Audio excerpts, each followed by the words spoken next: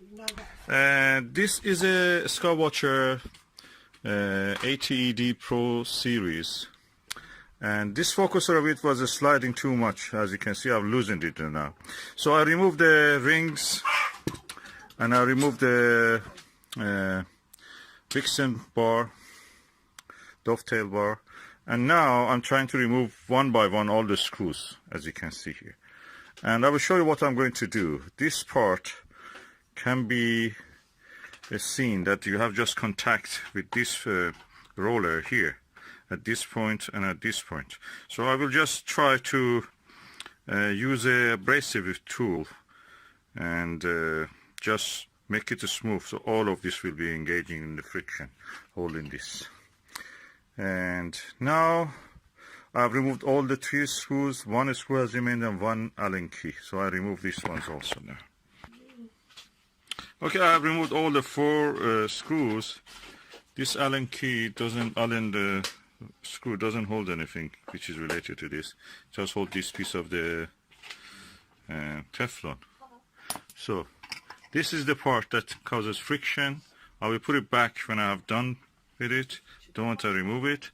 This focuser tube now comes out, and as you can see is this. I removed the optical tube assembly and cover it with something so it will not get collected in dust. Okay, now I've put the focuser apart. This is the tube. As you can see, inside is completely blackened. I can even remove this part and put this inside the vise, and then with a tool I will just flatten this more slightly. This purpose, because I'm working in home, in living room, and I don't have a shop here, workshop, so I'll use a tray, and I'll put the vise inside here, and we go ahead with the. This is unboxing of a drill press vise. I got it, it's a Magnuson one. I bought it from the Screw Fix for £19.95. It's very good. I already tried it. I wanted something heavy that don't need to be attached to anything, because I'm working obviously in the table in the living room, so I don't have much chance to actually attach it to a table here permanently. So something heavy that can hold things on its own is what I wanted. The weight of it is, if I can find here, is made in China. The weight of it is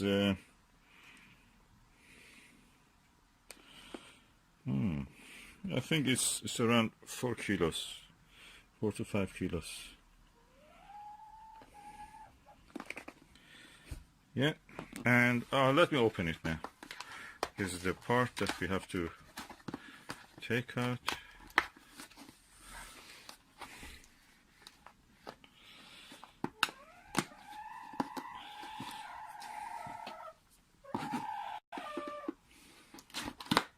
Okay, and as you can see, it is a quite heavy object.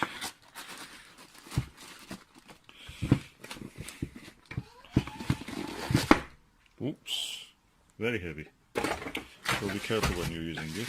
This is the vise. Oh, this, I like this handle, can be maneuvered around.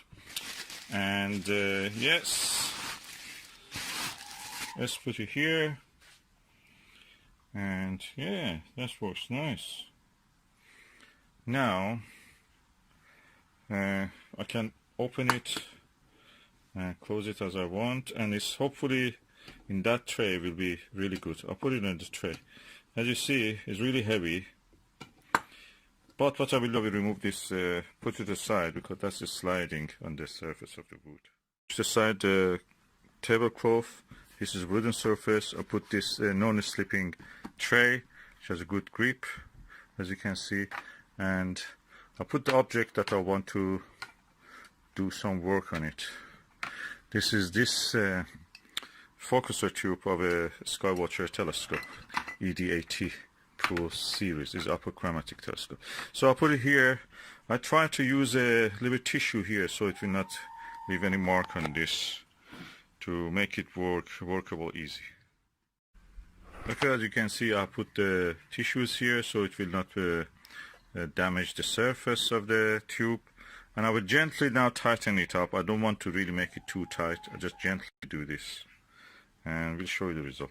I may remove this part also first. Okay, I have now tightened this up. It doesn't move, and I will try to remove it. Probably I will not try to remove this even. I'll leave it there. But I will bring now my tool to actually do some work on this surface to make it smoother. At the moment, it just, you can see this side engages. The middle part doesn't engage. So practically means it is like a meniscus. It's like a valley dipping. It's a cavity there.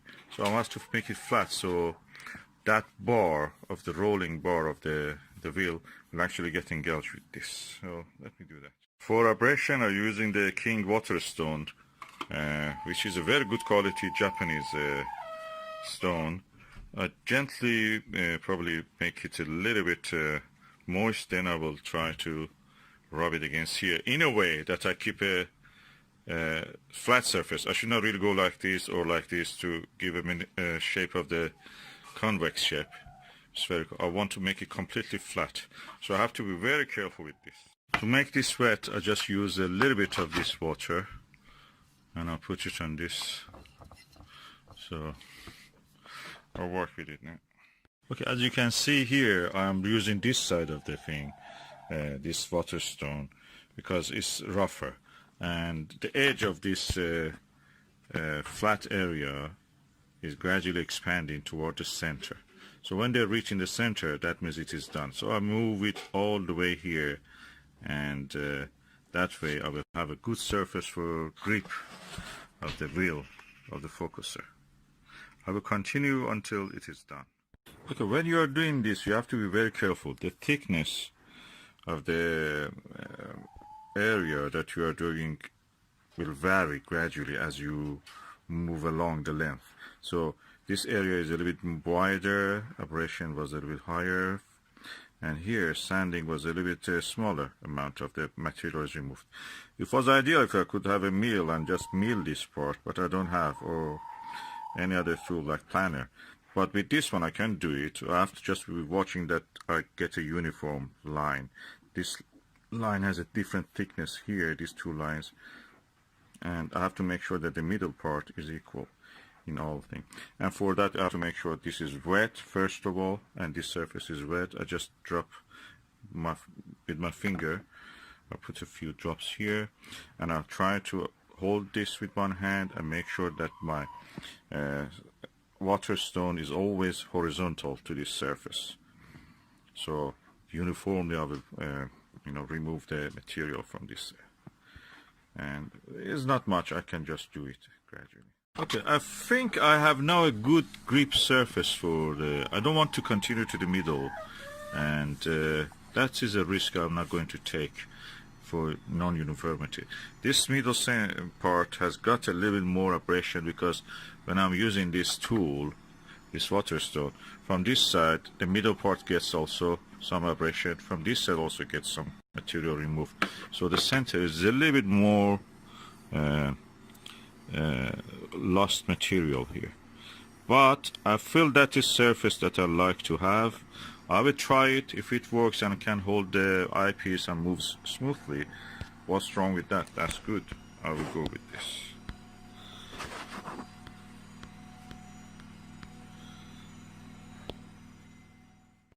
Now I have removed the focuser from the vise, and I'm going to put this aside and assemble the focuser system again. Okay, before that I make sure that it's clean. I use a kitchen towel or any tissue or any rag that you have, a little wet, and just wipe this up. So make sure that it's clean. As you can see, I put the tablecloth back. This is my focuser wheel.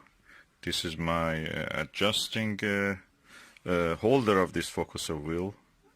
If we go like this, and these are the screws that I will use, and this is the rest of the attachments. I will attach them first, this one and then that one there. Let's do it. Okay, all these two parts are attached now. What is remained, I'll bring the optical tube assembly and attach these two. I have now the optical tube assembly here. This part goes inside, and I will put them one by one in. The tube just slides in, and now I'm going to put the wheel, the focuser wheel, and then the other parts. I will show you. Okay, I've put the focuser wheel, and now I'm going to attach the screws.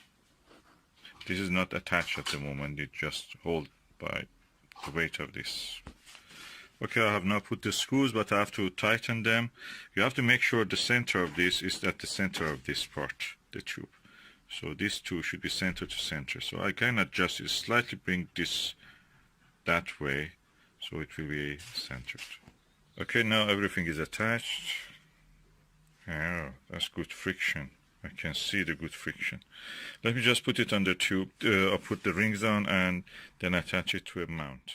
Okay, now the telescope optical tube assembly is inside the cradle of rings, and one by one I can tighten them up.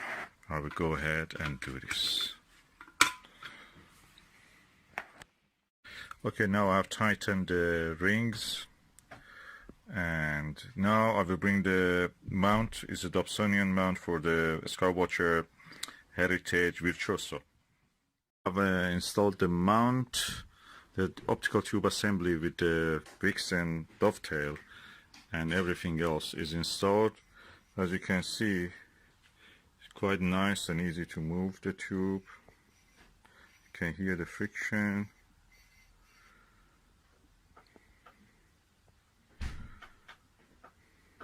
In the past, and I can show you, in the past it was easy to move it by this. Now you cannot move it. It's rock solid. And what I will do now, I install the diagonal. The telescope focuser is really nice and smooth. In the past it was slippery. I could not really move it. I could not use eyepieces on this very good because they were just all the time slipping over. Now it's very smooth and has a good grip. It's holding all the weight of these diagonals and the adapters. Now I install the 25mm Meade Puzzle eyepiece here, and as you will see the result. Okay, this 25mm puzzle is installed, and I push this back and forward. It goes all the way, no problem at all.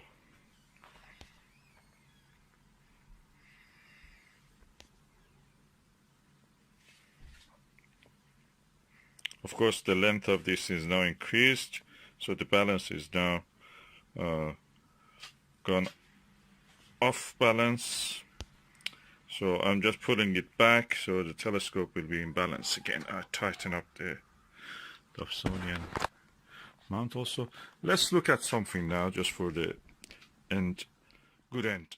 The foot at one of these trees, and we look at the eyepiece now through the Meade eyepiece.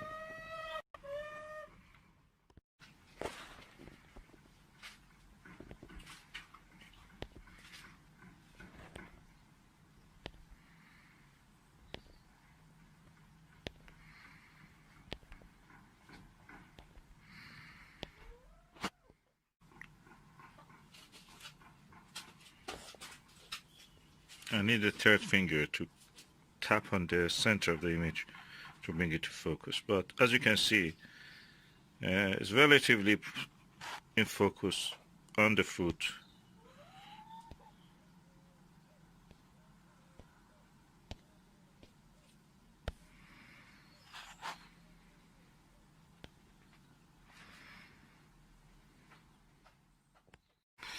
I must say it really stays in the focus when I'm watching with the normal eye. This holding the camera is a little bit dodgy, so it's not easy as it looks. Try it, you will see what I mean.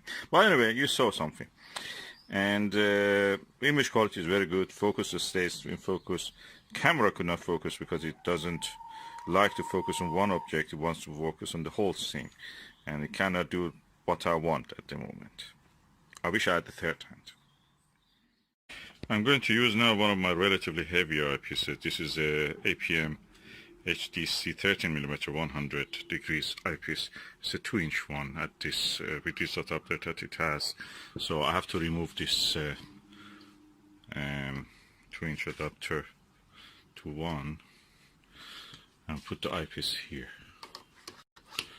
At the moment it's holding really well. Okay, now we have a good focus. Let me try. Can I move it smoothly? Oh, it does move without any problem. The focusing wheel really works. Look at this. Oh, in the past I couldn't really do this.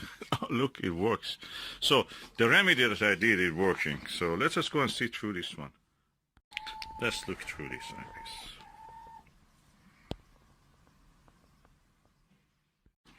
Now we are looking through the 100mm eyepiece. So 100 degree eyepiece, 13mm focal length.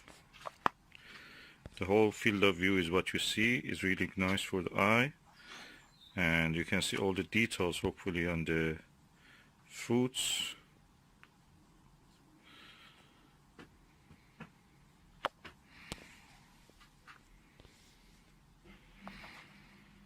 The shaking that you were seeing is because of my hand probably, or my heartbeat actually. I'm alive, thanks God. So I have a heartbeat.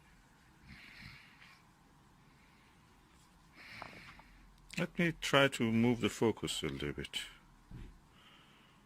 Okay, I'm going to focus on the leaves, on the background, and I'm going back to the fruit. I'm going autofocus all of that, and I'm going again into focus. No problem at all. So my remedy worked. The focusing wheel is actually accurate and it stays where it should be. It saved me £100 for buying a dual focuser practically by just using this simple remedy. I used the tool, £19–20 it cost me, and stone, which was around £20 about it. But £40 saved me £60. I can use those tools for any other thing I want.